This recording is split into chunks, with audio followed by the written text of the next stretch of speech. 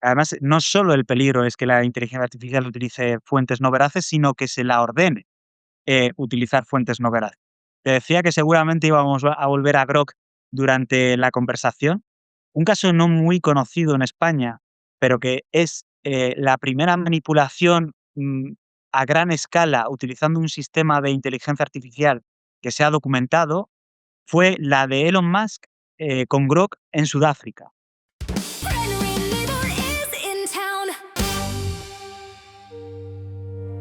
Bueno, Elon Musk es un empresario sudafricano, pero sus empresas son estadounidenses. SpaceX, su empresa de satélites con Starlink, es estadounidense. Entonces, Elon Musk fue a intentar implantar SpaceX en Sudáfrica y el gobierno de Sudáfrica le dijo, esta empresa es extranjera. Usted tiene que satisfacer los requisitos de las empresas extranjeras que entre ellos está en dar una parte de la propiedad a colectivos desfavorecidos y vulnerables. Esto es una consecuencia directa de las políticas para contrarrestar el apartheid que ha habido Ujú. en Sudáfrica, ¿no? Que marginaba a la población negra y a otros colectivos. Pues una de las cosas que hay ahora es que las empresas extranjeras que se quieran establecer allí tienen que dar una parte de la propiedad y tener especial cuidado con involucrar a esos colectivos que en su momento quedaron fuera.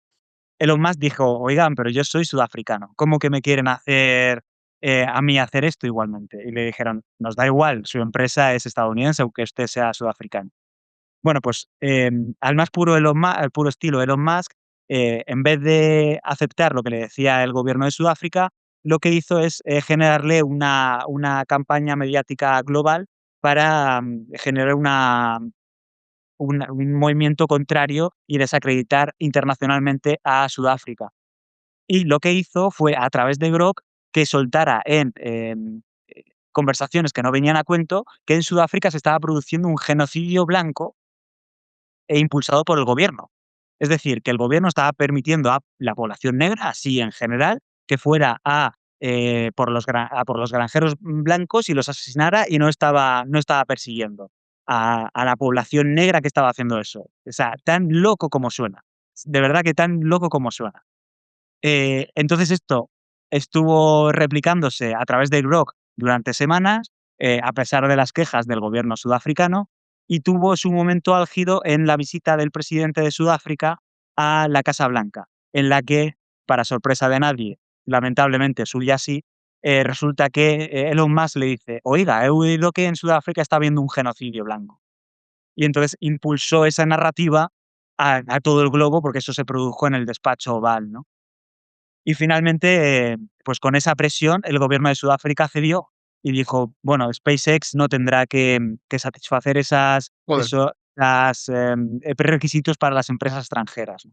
O sea, Ahí vimos el final de hecho lógico hubiera sido, y al final Elon Musk acabó en la cárcel.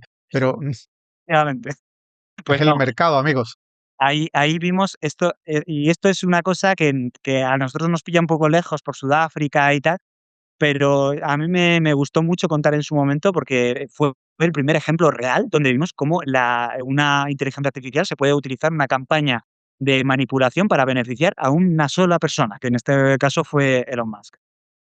Oye, si el periodismo serio se está ahogando en tanto ruido generado por el pseudoperiodismo, ¿tú crees que nos encaminamos a un escenario donde los medios rigurosos se vean obligados a publicar toneladas de contenido rápido solo para intentar entrenar a los buscadores, perdiendo la batalla por la calidad frente a la desinformación automatizada? Eso es una muy buena pregunta, pero diría que incluye un oxímoron, porque si eres riguroso no puedes publicar toneladas de contenido. Ujú. Entonces, en cuanto te pliegues a esa estrategia, pues dejarías de ser riguroso, ¿no? Es un debate que estamos teniendo nosotros internamente, los periodistas, no nosotros, periodistas individuales, sino la industria mediática, ¿no? Los editores, ¿no? Las empresas editoras que están por encima de nosotros, sobre cómo podemos lidiar con los algoritmos, ¿no? Y tratar de llegar a la gente por plataformas que no controlamos nosotros y que, por tanto, nos imponen sus lógicas, ¿no? Y una de ellas es efectivamente inundar de contenido y publicar muchísimo. ¿Por qué? Porque los algoritmos siempre quieren, da igual de dónde sea, o sea, de TikTok, de Instagram. Si tú publicas mucho, hay muchas posibilidades de que te vuelvas viral, de que consigas muchos seguidores, solo publicando mucho. ¿Por qué? Porque los algoritmos lo priorizan, te dan más visibilidad, porque lo que quieren es mantener a la gente enganchada, es contenido que todo el rato le esté dando de comer a la burra, ¿no? Que la máquina nunca se pare. Es un gran debate, para el que lamentablemente tampoco tenemos respuesta los periodistas. Ya te digo que estamos viendo cómo medir nuestras visitas, cómo intentar salir de las lógicas que cuantifican, los lectores al peso, sino que utilicen otras métricas, como por ejemplo, la fidelidad con el contenido. Que no importe tanto el número de lectores que tiene una sola noticia en concreto, el número de visualizaciones, sino cuántas personas visitan tu medio de comunicación para informarse todos los días, porque eso es una métrica de confianza. No es que hayas logrado viralizar una noticia por clickbait, porque sea muy llamativa, sino porque has conseguido que una comunidad de gente confíe en ti, como prescriptor de información, ¿no?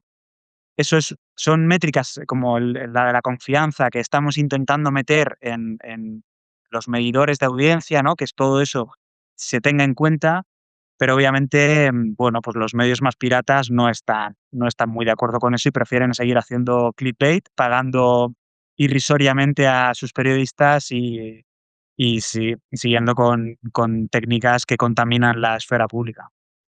Oye, Carlos, has mencionado antes una historia impresionante que yo no recordaba, que es la del tema de Sudáfrica y la campaña de ese apartheid y de ese Ku Klux Klan negro matando blancos.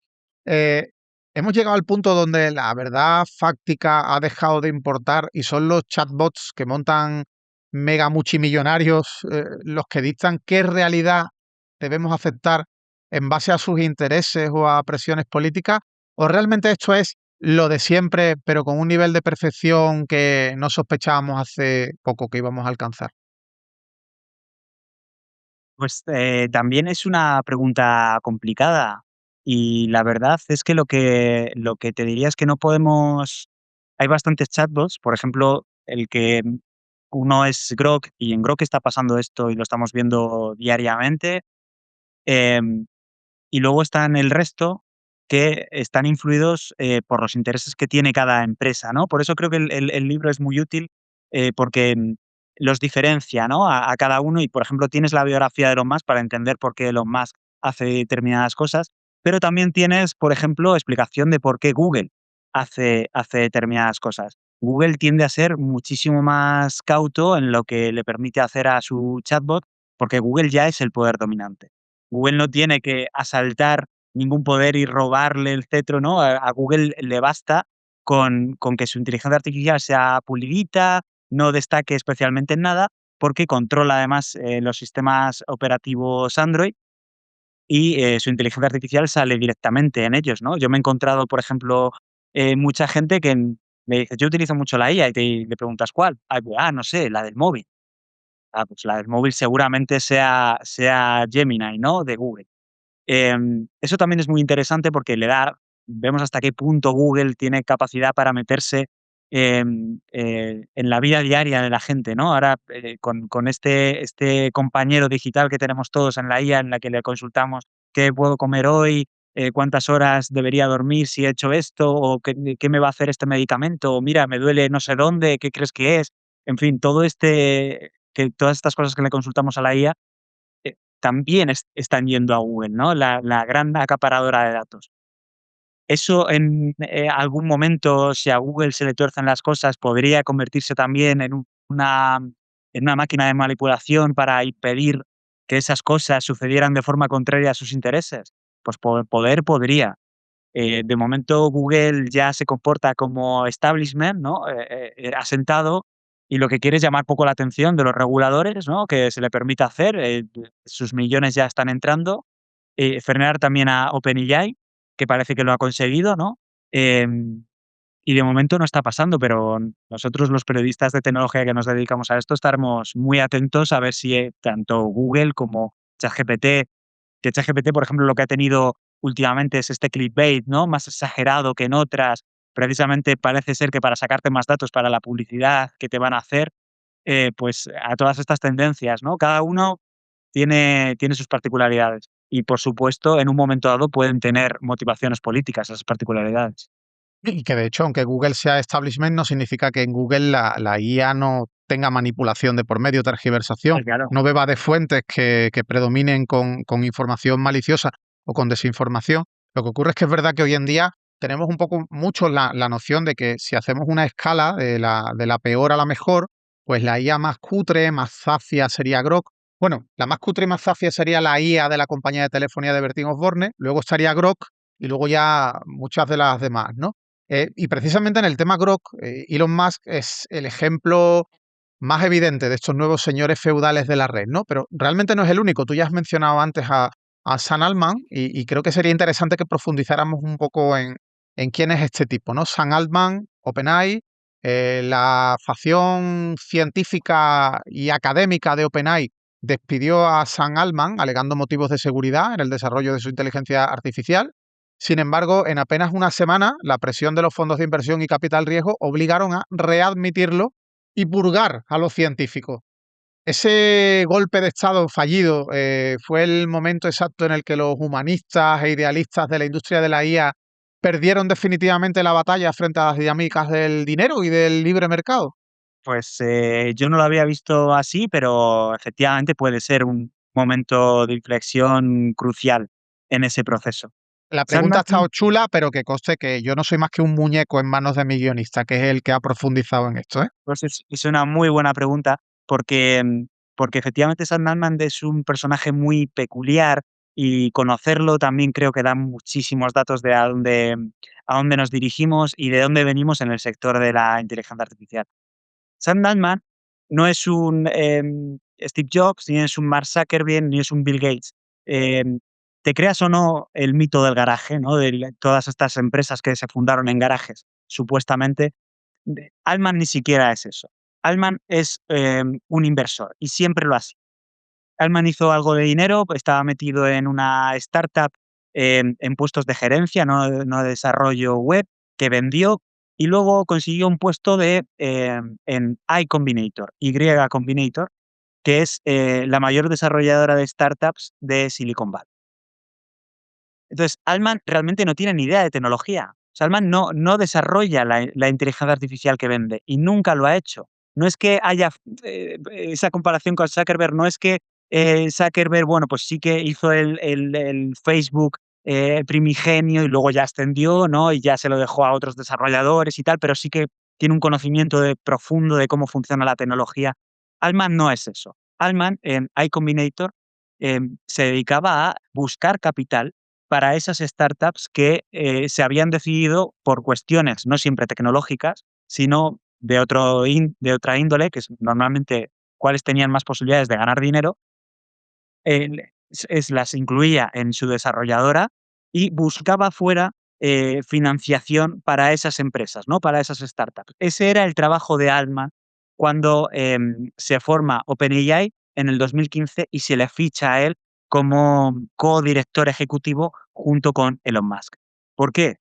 Porque necesitaban que buscara dinero. O sea, el principal, la principal virtud, el principal don de Sam Altman es buscar dinero, es lograr Ujú. inversores. Y aquí tienes buena parte de cómo funciona la burbuja de la inteligencia artificial, ¿no? Que muchas veces no está basada en la tecnología, sino está basada en convencer a la gente de que esa tecnología necesita dinero. Esto es muy importante, ¿no? Efectivamente, creo que fue en 2023, si no me equivoco, en noviembre de 2023, em, am, no, de 2024, no, fue en 2024, perdona. Em, la junta directiva de OpenAI, em, que se fundó en un principio como un laboratorio destinado a compartir sus hallazgos sobre inteligencia artificial de forma abierta para todo el mundo, ¿no? Para que esta tecnología no fuera perjudicial para la sociedad. Esta era la labor primigenia, mira en lo que han terminado ahora. Pues la junta directiva, que estaba compuesta por científicos y por académicos, se dio cuenta de que Altman les estaba mintiendo. No han especificado exactamente en qué, pero se dieron cuenta de que era en temas de seguridad del desarrollo de la inteligencia artificial. Y le despidieron. Se reunieron, se con las pruebas que tenían delante, dijeron, este tipo nos está mintiendo y este tipo está despedido de la compañía porque está mintiendo a la junta directiva. Y me da igual lo bueno que sea recaudando fondos. ¿Qué pasa? Que para ese entonces Microsoft ya tenía una participación muy importante en OpenAI. Y a lo mejor a la junta directiva de académicos y científicos les daba igual lo bueno que fuera Sam Altman recaudando dinero, pero a Microsoft no le da igual. Mm, mm. Entonces, Satya Nadella, que es el CEO de Microsoft, y aparte todos los inversores de OpenAI, los inversores privados que estaban poniendo miles de millones para que desarrollaran su tecnología, hicieron presión.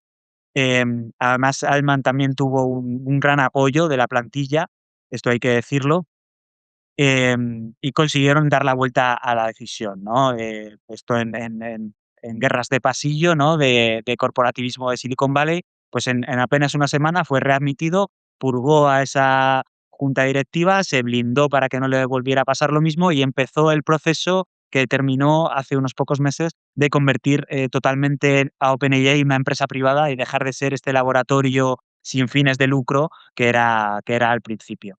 Pero bueno, el núcleo es este, ¿no? O sea, comprender cómo esta figura, que no sabe mucho de tecnología y sí sabe mucho de ganar dinero, es uno de los grandes capos de la inteligencia artificial.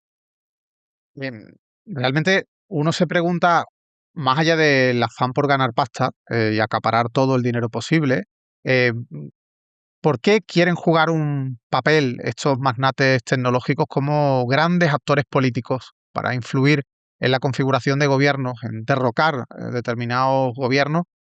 ¿Por qué? Está todo relacionado con elementos regulatorios, de que en cada uno de los países donde logran mover sus hilos van a tomar medidas regulatorias o no van a tomar ninguna medida que les perjudique, todo en beneficio de sus intereses, o hay algo más. Pero ¿qué crees Bueno, tú que está detrás? O cada figura es diferente en relación a lo que pretende hacer Elon Musk, lo que pretende hacer Sam Altman. hay una parte de, obviamente, proteger su negocio, que es efectivamente buscar las regulaciones más beneficiosas. Y luego hay otra parte que yo creo que es muy sencillo y que no tiene tanto que ver con la inteligencia artificial, que es poder. Lamentablemente vemos como todas las personas a lo largo de la historia que se acercan, o muchas, no todas, afortunadamente, muchas de las personas que se acercan tanto a la capacidad de manejar tanto poder, finalmente se ven muy seducidas por esa capacidad y la buscan desesperadamente, ¿no? Y esto es un poco lo que están buscando estas personas. O sea, quieren ser em, como una especie de organismos supranacionales que funcionan por encima del poder de los estados y pueden manipularlo. Esto lo cuenta muy bien, por ejemplo, me gusta mucho la tesis de Carissa Belliz en su nuevo libro Profecía, que lo que les pone es la etiqueta de que son como los nuevos profetas de las religiones antiguas o los adivinos de la corte, ¿no? Esas personas que estaban cerca del poder, pero no eran directamente el poder, que le susurraban a los reyes, a los emperadores, por dónde ir, los astros dicen no sé qué, o en el caso de las religiones, pues los grandes sacerdotes de la corte, ¿no? De a Dios no le va a gustar que hagas esto, ¿no? Y este es un poco la tesis que ella defiende. Creo que está bastante bien construida y creo que es precisa, ¿no? Además es interesante porque siempre estamos buscando cómo definir a esta gente, ¿no? Acumulan tantísimo poder, son tan especiales en su figura, ¿no? Personas con tantísimo poder, con tan poco background, tan poco contexto a la hora de asimilarlos con otras figuras de la historia, que esta nueva que propone Carissa de verlos como los profetas, tiene sentido porque además lo que ella defiende es que en las profecías, en esos consejos que estos adivinos y grandes sacerdotes y tal daban a los gobernantes, siempre había una motivación política. O sea, no era los huesos, ¿no? Tiro estos huesos y si salen tal, me lo invento y te digo una cosa que me acabo de inventar. No, no, ahí había una motivación política, pues a lo mejor de la familia que había puesto a ese gran sacerdote, ¿no? O a la persona que directamente le había comprado. Siempre había ahí una intención oculta, o la inmensa mayoría de las veces esos consejos, esas recomendaciones tenían una intención oculta y Carissa defiende que ahora estas personas actúan de forma muy parecida, ¿no? Porque cuando dicen la inteligencia artificial dice que tal, es que actúan casi como intérpretes de un ser superior, pues lo que están intentando es precisamente esto, ¿no? Deslizar una profecía que en realidad tiene un propósito político. Es realmente acojonante el poder que pueden llegar a acaparar tipos que susurran al oído de gobernantes que en realidad son en muchos casos sus títeres, y lo que susurran a veces puede ser algo tan heavy como mátalos. Y eso, es perpetrar guerras, genocidios, al Ujú. dictado de Lamentablemente grandes empresarios. Lamentablemente es así, no funciona directamente así, no es que Sam Altman le dijera, a Donald Trump que bombardeara ese colegio lleno de niñas en Irak, no es exactamente así, pero bueno, sí que es un proceso similar, ¿no? Al final eso se bombardeó porque la inteligencia artificial dijo que ahí había terroristas, y no había terroristas, ¿y de quién es la culpa? ¿De la inteligencia artificial, de Trump o de nadie? Este es el gran problema también de los sistemas de decisión de la inteligencia artificial, que cuando se equivoquen, como no hemos construido una base regulatoria, que asigne responsabilidades, la responsabilidad no es de nadie. Por eso hay cierta prisa por deberíamos tener desde la sociedad civil cierta urgencia por generar ese marco en el que deben actuar las inteligencias artificiales, para que cuando suceda algo como eso, no pueda ser simplemente la inteligencia artificial se ha equivocado y no os preocupéis que la voy a meter en una caja y hasta que no la programe bien, no la voy a dejar salir. No, no, alguien tiene que tomar responsabilidad sobre eso. No, pues esa inteligencia artificial que de alguna manera dio la orden de bombardear el colegio del que hablabas era de Palantir, que es un negocio con el que mi guionista de esta semana está absolutamente obsesionado. Y creo que para hablar de poder y amenazas a la democracia a través de la inteligencia artificial es clave hablar de Palantir, de Peter Thiel. Cuando mi guionista me comentó que se le estaba yendo de las manos el bloque sobre Palantir porque la lista de preguntas era enorme, yo le dije, mira, no te comas la cabeza, lo resumimos todo en una pregunta. ¿Qué es Palantir y por qué son unos hijos de puta? Pero me dijo que no, que esto es un tema mucho más denso, en el que hay que profundizar, que hay muchas preguntas que hacer sobre una empresa cuyo dueño afirma que la democracia es un obstáculo para el desarrollo y la libertad económica.